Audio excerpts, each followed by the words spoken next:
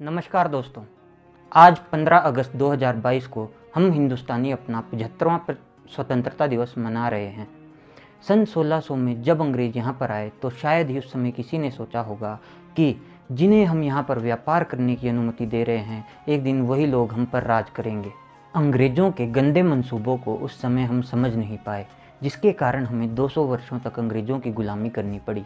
लेकिन जैसे जैसे समय बीतता गया वैसे वैसे यहाँ पर लोगों में चेतना का विस्तार होता रहा, और ऐसे में जब लोगों में चेतना का विस्तार हुआ तो उन्हें ये बात समझ में आ गई कि जितने ज़्यादा समय तक अंग्रेज़ हम पर राज करेंगे उतना ही बुरा हमारे साथ होगा। तो ऐसे में अंग्रेज़ों से छुटकारा पाने के लिए अनेक क्रांतिकारियों ने अपनी जान का बलिदान दिया, और बिना अपनी जान की परवाह किए उन्होंने इस देश की स्वतंत्रता को सर्वप्रथम रखा और बाकी चीज़ों को सेकेंडरी मान लिया।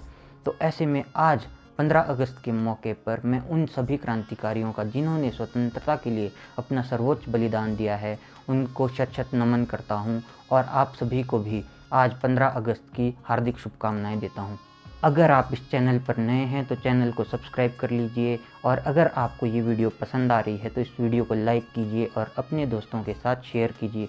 तो अब बिना किसी देर के आज की इस वीडियो को शुरू करते हैं। आज की इस वीडियो में हम जानेंगे कि इन 75 सालों में भारत ने 5 सबसे बड़े क्या अचीवमेंट प्राप्त की है। भारत की ऐसी कौन सी 5 अचीवमेंट रही है जो इन 75 सालों में रिमार्केबल है। अगर हम बात करें भारत के डिफेंस सेक्टर में की गई उपलब्धियों के बारे में, तो जब भारत आज़ाद हुआ था तो उस समय पर भारत के पास डिफेंस सेक्टर में कुछ भी नहीं था।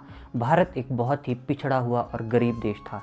लेकिन जैसे जैसे भारत ने तरक्की की तो उसने अपने डिफेंस सेक्टर को भी मजबूत किया, और आज भारत डिफेंस सेक्टर में इतना मजबूत हो चुका है कि आज भारत की आर्मी पूरी दुनिया में चौथे नंबर पर आती है।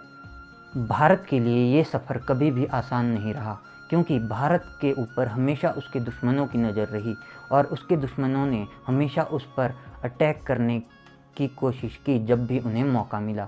इसीलिए भारत ने 1962, 1965, 1971 और 1999 में 4 युद्ध लड़े। 4 युद्ध लड़ने के बाद भारत को ये बात समझ आ गई थी कि अगर भारत को अपने दुश्मनों से महफूज रहना है तो उसे अपने डिफेंस सेक्टर को मजबूत करना होगा, और इसीलिए भारत ने इस फील्ड में अपना पहला कदम तब बढ़ाया जब भारत ने 1998 में अपना परमाणु परीक्षण किया, और वो सफल रहा। उसके बाद भारत के दुश्मनों को भारत पर आक्रमण करने के लिए 10 बार सोचना पड़ा।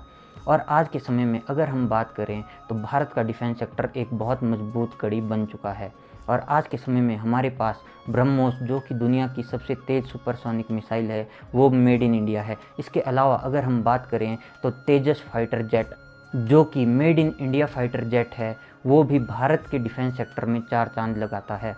और तेजस की एक ख़ास बात ये भी है कि इसे अभी हाल ही के समय में एक रिपोर्ट निकल कर आ रही है कि अमेरिका भी तेजस को ख़रीदना चाहता है।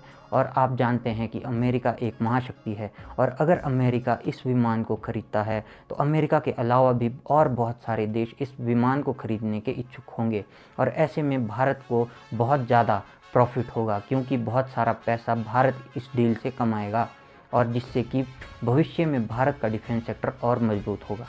इसके बाद अगर हम बात करें दूसरी बड़ी उपलब्धि की, तो वो है इंडिया की स्पेस सेक्टर की उपलब्धि। भारत ने अपने स्पेस सफ़र की शुरुआत बहुत ही नीचे लेवल से की थी।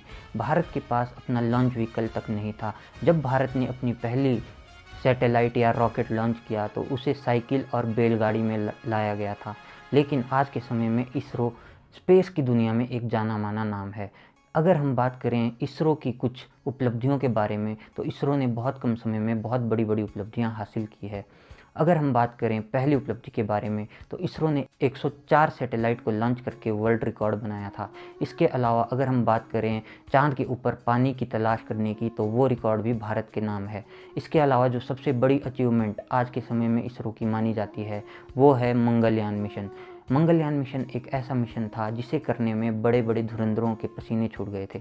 चाहे हम बात करें अमेरिका की, रशिया की, चाइना की या किसी भी और स्पेस एजेंसी की, सब ने बहुत कड़ी मशक्क़त के बाद उस मिशन में सफलता हासिल की। लेकिन केवल भारत एकमात्र ऐसा देश था जिसने अपने पहले अटेम्प्ट में मंगलयान मिशन मंगल को कामयाब बनाया। तीसरी बड़ी अचीवमेंट जो भारत ने इन 75 सालों में हासिल की है, वो है एजुकेशन। जी हाँ, जब भारत आज़ाद हुआ था उस समय पर भारत में सिर्फ़ और सिर्फ 12% लोग एजुकेटेड थे। लेकिन अगर हम बात करें आज के दौर की, तो अभी 2022 तक इंडिया की लिटरेसी रेट 77.7% है। तो अब आप अनुमान लगा सकते हैं कि भारत ने एजुकेशन की फील्ड में कितनी ज़्यादा ग्रोथ की है। जो आंकड़ा 1947 में 12% था, वो आज के समय में 77.7% है। हालांकि एक तरफ से ये भी कहा जा सकता है कि 22.3% लोग अभी भी अनएजुकेटेड है।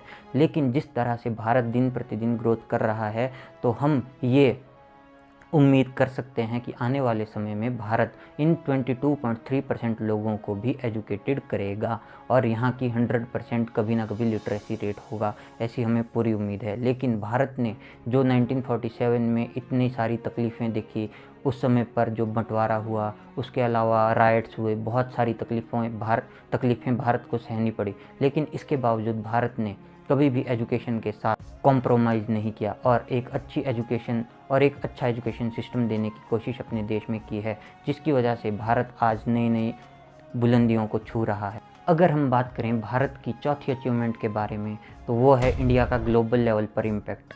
एक समय ऐसा था जब सारे देश भारत को अनपढ़ और पिछड़ा देश मानते थे, लेकिन समय के साथ साथ भारत ने इसमें भी सुधार किया है। 1947 में जब भारत आज़ाद हुआ, तो उस समय पर भारत के पास कोई भी रिसोर्सेज नहीं थे और ना कुछ ऐसा था जिससे भारत तेज़ी से विकास कर पाए। लेकिन जैसे जैसे समय बीतता गया, तो भारत ने खुद को एक ग्लोबल पावर बनाने की और कदम बढ़ाए और आज के समय में हम देख सकते हैं कि जहाँ पर पूरी दुनिया की इकोनॉमी रिसेशन का सामना कर रही है, वहीं पर आज भारत की इकोनॉमी बेस्ट परफॉर्म कर रही है।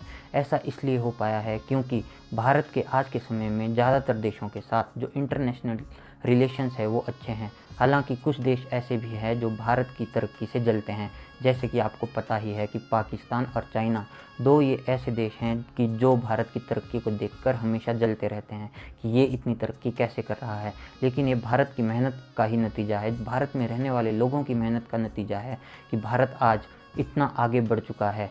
जहाँ पर चाइना को आज अगर किसी देश से डर लगता है तो वो इंडिया है, क्योंकि इंडिया के पास वो सारी चीज़ें मौजूद है जो चाइना को पहले से दूसरे नंबर पर खिसकाने के लिए चाहिए।